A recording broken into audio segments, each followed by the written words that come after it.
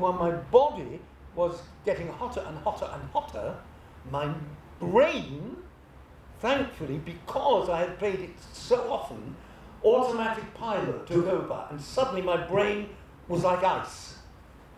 And it carried on against the sea of troubles, and by opposing end them to die, to sleep.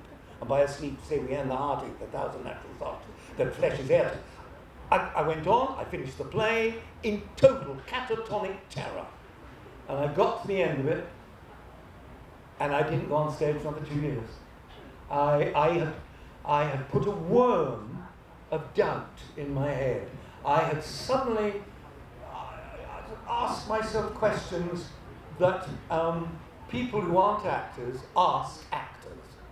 How do you learn your lines? What a silly question. But how do I learn my lines? How do you stand up in front of 1,000 people and not get too frightened to speak? Silly question. Yeah, how do I stand up in front of 1,000 people and not get too frightened? So all these questions that I had always considered rather stupid, and people who didn't know anything about theatre, suddenly I asked myself and got the wrong answer. And I couldn't go on the stage anymore. I couldn't do it. And for just over 2 years, I didn't go on the stage. I acted in front of cameras, but even in front of cameras, it was getting worrying. I was getting nervous, even in front of a camera, where in camera situation, you are surrounded by safety nets. If you forget your lines, you do it again. If they can't hear you, put the microphone closer.